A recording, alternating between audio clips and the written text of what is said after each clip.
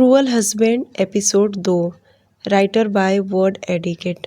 माही अंदर जाते ही अपनी सांसों को कंट्रोल करने लगी। उसे अचानक सैम का बिहेव हजम नहीं हुआ, लेकिन उसमें इतना दिमाग कहाँ था कि वह सैम की चाल समझ सके। वह जल्दी से अपने कपड़े उतार बाथ टब में जाकर बैठ गए। उसे बाथ टब में देख फिल्मों का याद आ गई। कैसे वह जब भी फिल्म देखा करती थी तो अपने पापा से बाथ टब की जिद करती थी, लेकिन उसके पापा बात का कहकर टाल देते थे। लेकिन आज तो उसे सामने से बाथ टब मिला था, जिसका मज़ा वह खुलकर लेने वाली थी। बाहर खड़ा सैम कुछ सोचकर किचन की तरफ बढ़ गया। वहीं माही बाथ टब में मज़े से खेल रही थी, बिना ये जाने कि आगे उसके साथ क्या क्या होने वाला था। जिया भी अपनी माँ को याद करते रोते रोते सो गई। बस में सब उसके लिए अनजान थे, इसलिए किसी से भी बात ना करने का सोच वह चुपचाप जाकर अपनी सीट पर बैठ सो गई। बस अब गांव को बहुत पीछे छोड़ चुकी थी। अब जिया की जिंदगी शमशेर के चंगुल से बाहर आ चुकी थी, जहां शमशेर नाम का पिंजरा नहीं था। लीला भी चुप जाकर अपनी जगह पर सो गई, जहां वह पहले सोई थी, लेकिन उसे अपनी लाडो की याद आने लगी।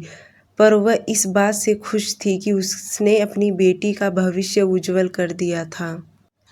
माही का जब पानी में खेल खेल कर मन भर गया, तब जाकर उसे होश आया कि उसके पास तो कपड़े ही नहीं है। अब वह क्या पहनेगी। माही, तू कितनी बड़ी भुलक्कड़ है। तुझे उन सर के कपड़े मांग लेना चाहिए था। लेकिन अब क्या पहनूं। बहुत दिमाग लगाने के बाद माही की नज़र वहां पर रखे बाथरोब पर चली गई, जो शायद सैम का था। माही जल्दी से आगे बढ़कर उसे ले लिया और जल्दी जल्दी पहनने लगी, जो उसे साइज में बहुत बड़ा था, लेकिन फिलहाल उसे इसी से काम चलाना था। पहले माही अपनी मुंडी बाहर निकाली और जब उसे लगा कि सैम कमरे में नहीं है, तब जाकर वह पूरी तरह बाथरूम से बाहर निकल गई। वह सीधा जाकर बेड पर गिरी। माही ने अब तक ध्यान नहीं दिया था कि उस कमरे में उसके सिवा कोई और भी मौजूद है, जो कब से उसे ही देख रहा है। सामने सोफे पे सैम बैठा था, जो माही को एकटक देख रहा था। उसकी नज़रें माही की गोरी टांगों पर टिकी थी, जो बाथरूम में से हल्की हल्की झांक रही थी। इस वक्त माही बहुत ज़्यादा क्यूट लग रही थी। जब सैम से कंट्रोल नहीं हुआ तो वह सोफे से खड़ा हो माही की तरफ बढ़ गया और उसके साइड में लेट गया। सैम ने अपने हाथ से माही की कमर पर रखे और उसे अपने पास खींच लिया। माही, जो आंखें बंद कर लेटी हुई थी, अचानक किसी के छुअन से डर कर कांपने लगी, जिसे महसूस कर सैम ने उसे अपने गले से लगा लिया और उसे शांत कराने लगा। माही भी धीरे धीरे शांत हो गई और उसने भी सैम को हक कर लिया। जैसे ही सैम ने अपने ऊपर माही की पकड़ महसूस की, उसके चेहरे पर डेविल स्माइल आ गई, जो माही देख ना सकी। सैम ने माही को अपने से दूर किया और उसके होठों पर अपने होंठ रख दिए और उससे डीपली किस करने लगा। माही को किस करना नहीं आता था, इसलिए वह सैम को महसूस कर रही थी, जिसे सैम भी बखूबी समझ रहा था। जब सैम को लगा कि माही सांस नहीं ले पा रही, तब जाकर उसने माही को छोड़ा और उसके गर्दन पर किस करने लगा। सैम को आगे बढ़ते देख माही फिर से कांपने लगी, जिसे महसूस कर सैम रुक गया और माही से दूर हो गया। सैम एकटक माही के चेहरे को देख रहा था। वहीं माही अपनी आंखें बंद किए खुद को कांपने से रोक रही थी। इतने में उसे सैम की आवाज़ सुनाई दी, जो कह रहा था, baby open your eyes. Sam की बात सुन माही ने भी अपनी आंखें खोल ली और सैम को देखने लगी, जो पहले से ही उसे देख रहा था। ऐसे ही थोड़ी देर तक माही को निहारने के बाद सैम वहां से चला गया। माही वैसे ही लेटी रही। जिया, जो विंडो से टेक लगाए सो रही थी, कि अचानक किसी ने उसके ऊपर पानी फेंक दिया, जिससे जिया हड़बड़ा के उठ गई। जिया ने अपने चारों तरफ विंडो से बाहर देखा, बस से नीचे उतर गई। बाहर एक ठेले वाला था, जो चाय चाय चिल्ला रहा था। भैया, एक चाय देना। जी मैडम। इतना बोल उसने एक कुल्हड़ में चाय डाल जिया को थमा दिया। जिया भी पैसे दे चाय ले बस में आकर बैठ गई। शायद बस किसी ढाबे पर रुकी थी जिससे बस में कम लोग ही थे। जिया को भूख तो बहुत लग रही थी लेकिन उसके पास पैसे नहीं थे कि वह कुछ खरीद कर खा सके, इसलिए वह बस चाय से काम चला रही थी। थोड़ी देर में सब लोग बस में वापस आने लगे, जिसे देख जिया एक साइड बैठ गई क्योंकि उसके पास एक लड़का आकर बैठ गया था। जिया ने पहले तो उस लड़के को इग्नोर किया लेकिन उस लड़के से आ रही खुशबू को वह इग्नोर ना कर सकी और उसकी नज़र बस उस लड़के पर चली गई जो आंखें बंद कर हेडफोन लगाए गाना सुन रहा था। गोरा रंग, लाल होठ, माथे पर बिखरे हुए भूरे बाल जो उसे हैंडसम और इनोसेंट बना रहे थे। ये देख जिया के फेस पर स्माइल आ गई। वह एकटक उस लड़के को देखने लगी। अगर तुम मुझे ऐसे ही देखती रही तो मैं तुम्हें किस कर लूँगा। इतना बोल उसने अपनी आंखें खोल ली और जिया को देखने लगा जो उम्र में अभी छोटी थी। उसने पहले तो जिया को देखा नहीं था लेकिन अब उसकी नज़र जिया से हट ही नहीं रही थी। वह एकटक उसे देखने में लगा था। इतने में अचानक से बस में ब्रेक लगी और वह लड़का जिया के करीब चला गया। अचानक उसके करीब से जिया का दिल जोरों से धड़कने लगा और उसके चेहरे पर लाली छा गई। जिया को ऐसे देख वह जल्दी से दूर हो गया। सॉरी, वह अचानक ब्रेक लगने से इतना बोल वह वापस अपनी आंखें बंद कर सीट पर टिक गया। उसका अपने लिए ऐसा बिहेव देख जिया उदास हो गई और अपना चेहरा विंडो से बाहर कर रोने लगी। जिया हमेशा से छोटे छोटे बातों पर रोए जा रही थी। वहाँ तो उसकी माँ उसे चुप कराती थी लेकिन अब लड़का जो चुपचाप अपने सीट पर टेक कर बैठा था, लेकिन जैसे ही उसे किसी के रोने की आवाज़ सुनाई दी तो उसने तुरंत अपनी आंखें खोल दी और जिया के तरफ देखने लगा जो बाहर की तरफ देख सुबक रही थी। जिया को ऐसे रोता देख वह अपने आप को कंट्रोल नहीं कर पाया और जिया को पकड़ अपने सीने से लगा लिया। उसकी पीठ को थपथपाने लगा। जिया भी उसके बाहों में जाते ही शांत हो गई। इतने में अचानक से बस में बहुत से गुंडे घुस गए जिन्हें देख उस लड़के के फेस पर डेविल स्माइल आ गई। अब आएगा ना मज़ा, इतना बोल उसने जिया को बाहर भेज दिया क्योंकि सभी लोगों को बाहर भेजा जा रहा था। जाने से पहले जिया ने उसे देखा और बाहर निकल गई। सबके बाहर जाते ही गुंडे भी बाहर निकलने लगे कि उतने में उस अनजान लड़के ने सबका रास्ता रोक दिया। कहाँ जा रहे हो? अभी मुझसे तो निपट लो। वही उस लड़के की बात सुन गुंडे का पारा चढ़ गया। ए लड़के, हमारे सामने ज़्यादा सयाना मत बन, वरना ये बंदूक देखा है, इसी से मार दूंगा। उस गुंडे की बात सुन अभिनव के चेहरे पर मजाक भरी स्माइल आ गई, जैसे कह रहा हो हिम्मत है तो आजमा ले। अपने सामने खड़े लड़के के चेहरे पर डर की जगह हंसी देख उसका दिमाग खराब हो गया। जैसे ही वे अभिनव के तरफ बढ़े कि उनका मुंह पर एक दमदार गुस्सा आ गया। ऐसे ही एक एक करके अभिनव ने सबको मजा चखा दिया और सबको एक रस्सी में बांध पीछे बैठा दिया ताकि वे भाग ना सके। अब आप सब अंदर आ सकते हैं, इतना बोल अपनी सीट पर जाकर बैठ गया। अभिनव की बात सुन सब एक एक करके अंदर आ गए और अपनी अपनी सीट पर जाकर बैठ गए। जिया भी उसके बगल में आकर बैठ गई। इस बार अभिनव ने अपनी आंखें नहीं खोली और ऐसे ही बैठा रहा। थोड़ी ही देर में बस मुंबई पहुंचने वाली थी, इसलिए सब अपना अपना सामान इकट्ठा करने लगे ताकि उतरने में उन्हें कोई दिक्कत ना हो। अभिनव को कोई रिस्पॉन्स न देता देख जिया चुपचाप बैठ गई और अपनी पिछली ज़िंदगी के बारे में सोचने लगी। लीला जो आराम से सो रही थी कि किसी ने उसके ऊपर पानी फेंक दिया। अचानक पानी फेंकने से लीला हड़बड़ा के उठ गई। उठते ही लीला की नज़र अपने सामने खड़े शमशेर पर चली गई जो खाली बाल्टी लिए उसके सामने खड़ा था। लीला, मुझे बता जिया कहाँ है? वरना तेरा अंजाम अच्छा नहीं होगा। शमशेर की बातें सुन लीला अपनी आंखें चुराने लगी, लेकिन उसने शमशेर को कुछ भी बताना जरूरी नहीं समझा और वहाँ से निकल गई। सैम के जाते ही माही उठ के बैठ गई और अपनी सांस कंट्रोल करने लगी।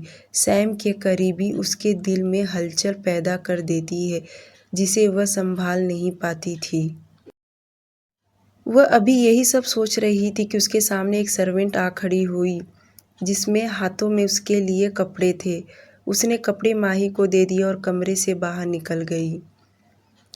सर्वेंट के जाते ही माही अपने कपड़े ले बाथरूम में चली गई। थोड़ी देर में माही एक येलो कलर की शॉर्ट फ्रॉक पहन के बाहर आई जो माही के ऊपर बहुत खूबसूरत लग रही थी, जैसे वह फ्रॉक स्पेशल माही के लिए ही बनाई गई थी।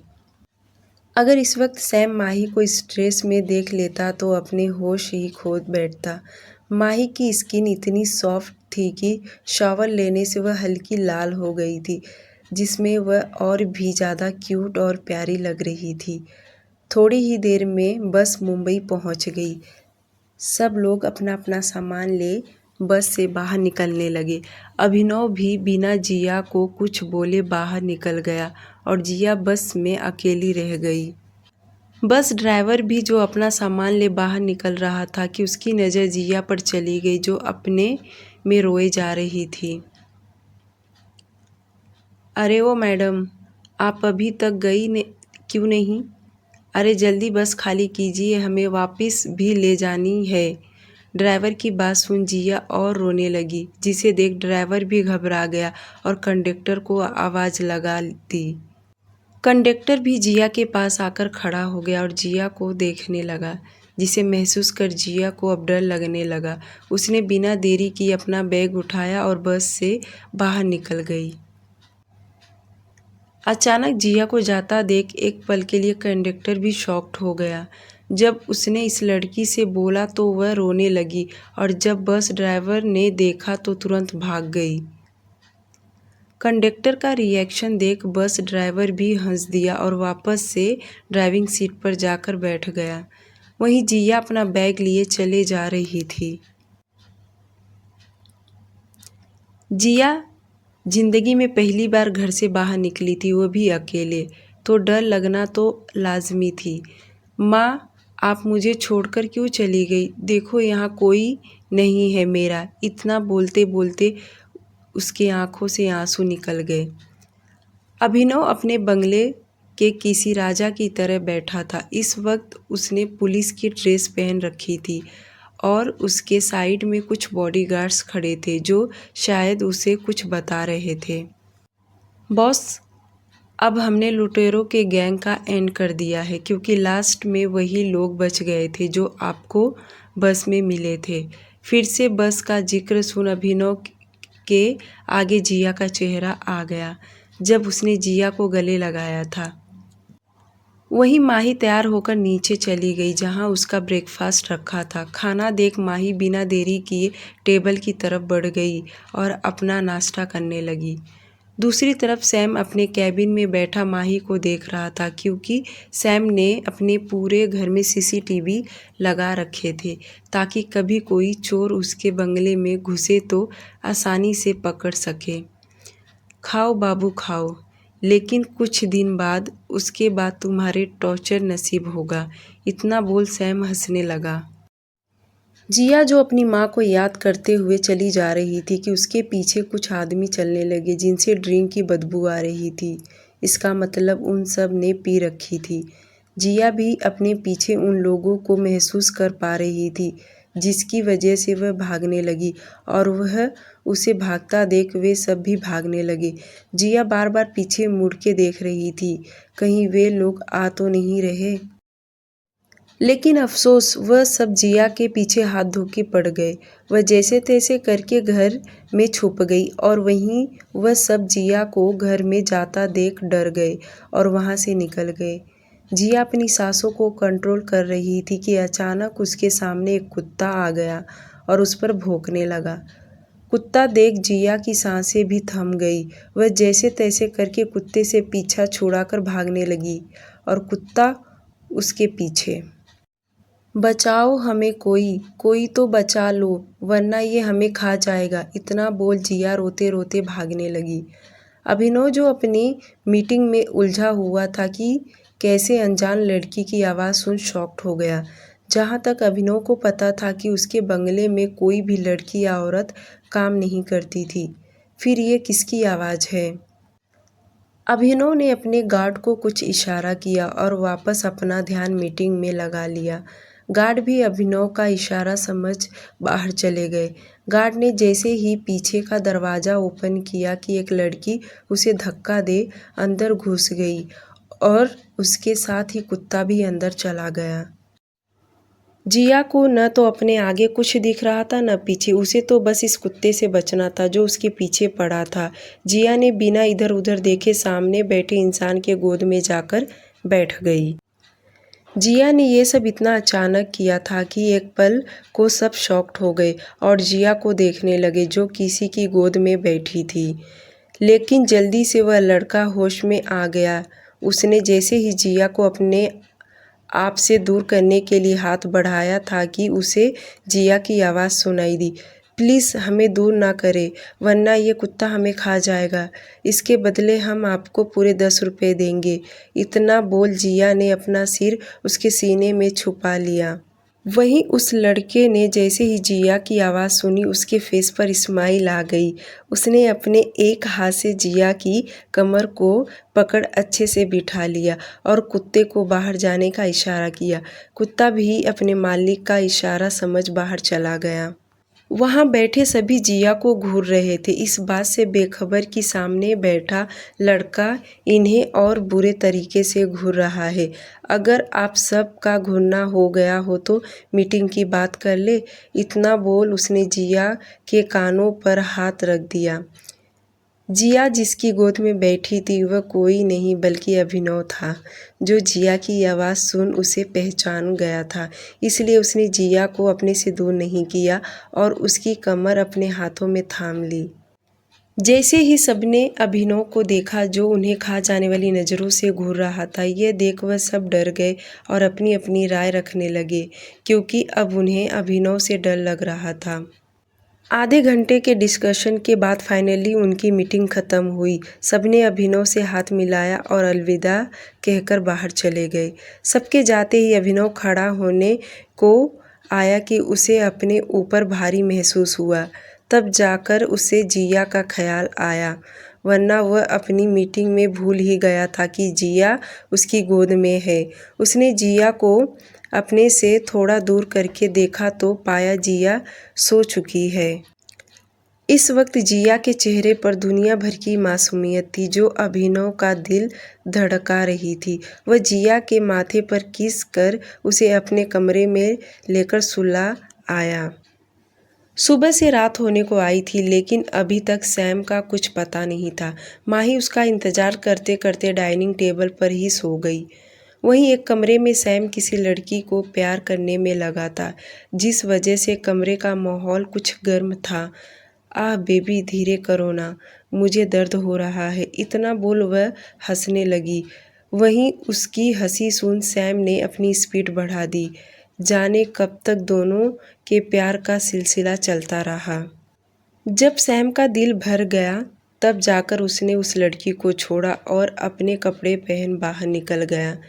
सैम के ऊपर भी हल्का हल्का नशा चढ़ा हुआ था, फिर भी वह गिरते पड़ते अपनी कार में जाकर बैठ गया और घर के लिए निकल गया। सैम के पीछे बॉडीगार्ड की गाड़ियां चल रही थी जो उसकी सेफ्टी के लिए रखी गई थी। उन्हें पता था कि उसका बॉस कैसा है और इस वक्त क्या करके आ रहा है, लेकिन ना कुछ बोलने की और ना कुछ पूछने की उन्हें इजाज़त दी गई थी। 15 मिनट की ड्राइविंग के बाद सैम अपने घर पहुंच गया। उसने अपनी कार बंगलों के बाहर ही छोड़ दी और खुद अंदर चला गया। क्या होगा जब माही सैम को इस हालत में देखेगी? क्या अभिनव जिया एक दूसरे से प्यार करेंगे? आज के लिए सिर्फ इतना ही। डियर लिसनर, प्लीज़ इस स्टोरी को लाइक और चैनल को सब्सक्राइब कर लीजिए। Thank you so much.